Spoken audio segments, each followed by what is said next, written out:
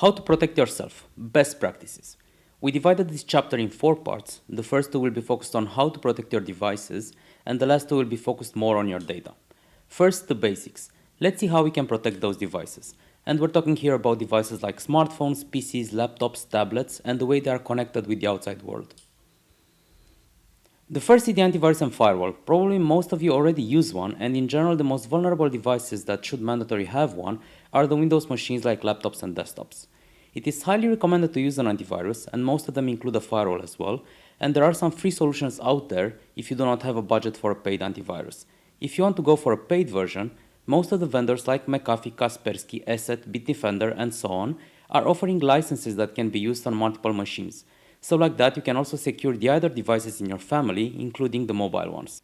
If you want to install one, we will leave a link in the document from the resource section where you can find a list with free and paid solutions. Now that your device is partially safe due to the antivirus solution, let's see what's happening with your data when it goes beyond your device. When you connect, for example, to a public Wi-Fi.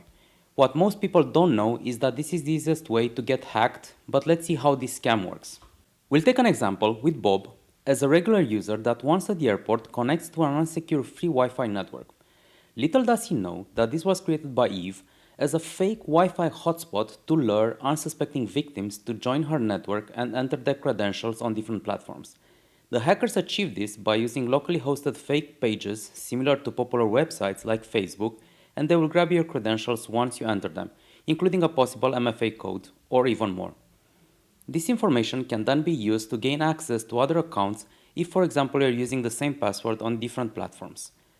Now that you know how you might get hacked, let's go back to see how the VPN can protect you. The VPN is basically a software that creates an encrypted tunnel from your device to the VPN server, and everything that you access will go only via that secure channel. Most of the VPN solutions out there offer an Wi-Fi protection, and when you connect to an unsecure network, the VPN will automatically connect, thus protecting you from the unfortunate scenario that we just saw earlier. You will find a link with the best solutions out there in the document from the resource section. But if you are traveling a lot and using mostly public Wi-Fis, you should maybe consider a paid version that offers, of course, better speed and connectivity. Now that we saw how public Wi-Fi can cause harm, let's go back to your cozy home, your safe zone. But is your home Wi-Fi really secure? If you're using a more recent equipment, it probably is, since the hackable algorithms are not used by vendors anymore. But how can you check and make it safer? Well, there are a few easy actions that we can take. We are focusing our examples on the routers that are provided by your ISP. ISP means Internet Service Provider, and it's the company from where you get your internet at home. But if you have a personal router, you should be able to modify all the settings below. Number 1. Change the default login. Most of the ISPs are using a certain pattern for default passwords, and if that is leaked, hackers may have your router's user password. It is better to change the password of all the accounts you have access to. Number 2. Change your SSID. SSID means the name of your Wi-Fi network. This is due to the fact that your ISP uses a generic template for the name of the Wi-Fi network, like in our example, your ISP and the code. If there is any known vulnerability of some of your ISP's devices, hackers can just walk around and hack them because they can see the network's name. It's better to change it to something else, or even further, securing your SSID by hiding it. We will leave a link in the document from the resource section with a step-by-step tutorial on how you can perform that. Number 3. Strengthen Wi-Fi encryption. There are currently 3 main algorithms: the WEAP, Wired Equivalent Privacy, the WPA, Wi-Fi Protected Access, and WPA2. From this, as in our example, you should use the WPA2. Or if your equipment supports, the WPA2 AES. This uses the AES cipher to protect transmissions and the encryption method that makes it almost impossible to hack. Number 4. Turn off remote management. From your router, you should be able to turn off the possibility for remote management in order to not allow external users to try to use and take advantage of any vulnerabilities or to brute force your password. Now that you know a few things, let's move to the second part of the securing your devices. In this section, we will talk about software updates, operating systems and apps, how to avoid being scammed by fake websites, and why you should enforce the principle of least privilege if you have unexperienced users accessing your devices. Number 1.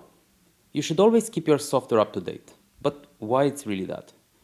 Well, it's because this is the easiest way hackers can exploit vulnerabilities and gain access to your devices, accounts, and so on. When there is a major update that solves a critical vulnerability, the hackers will use it to find devices that are not updated and try to breach them using the information provided by the update. Number 2. Enforcing principle of least privilege.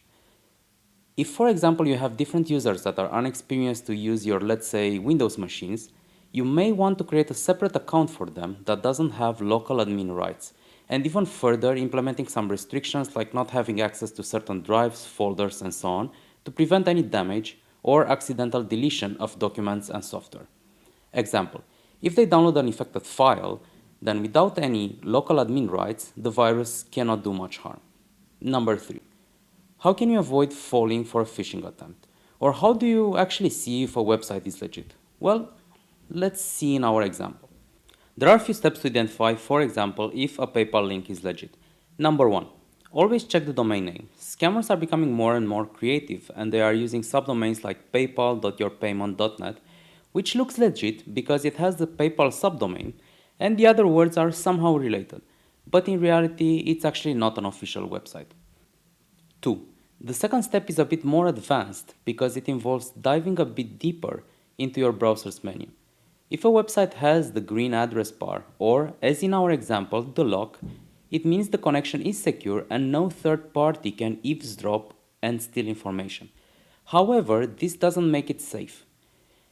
That's because you don't know who is in the other end of the connection, because the scammers can register an SSL certificate on the account paypal.yourpayment.net and everything would seem to be okay from the browser's point of view. Fortunately, this information can be further checked, and here is how you can do it. In our example, we are using Google Chrome as a browser. You can click on the lock, click on certificate, and in the new window, check issued to. In our case, we should have there www.paypal.com, which is the official PayPal domain, and which means that the website is legit. If you have any other type of mixes, even if they contain PayPal, it's probably a scam website. You can find a link with further information in the document from the resource section. Now that you know a few things about how to secure your devices and how they connect to the world, let's take a look at your data. The basics. We will touch here 4 areas. The first one, how to encrypt your data. We will focus this on Windows and Mac machines. For Mac, you have the file vault that can be directly activated, and for Windows, you have the BitLocker that is available on most newer Microsoft operating systems. And now let's see how complicated it is to encrypt your drive using BitLocker. Can we make it in 30 seconds? As I mentioned earlier, this option is available on most newer Windows operating systems. But let's actually see how you can do it.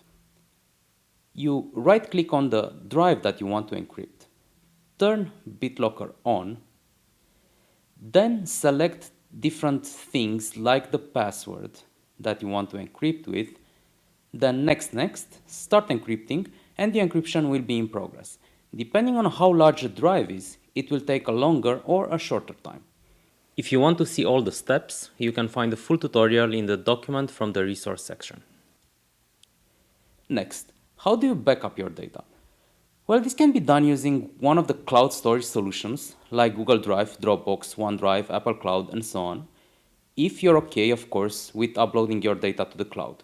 Or you can also do it locally, offline, using, for example, a Mac time capsule or other external hard drives with backup software embedded for Windows and Mac.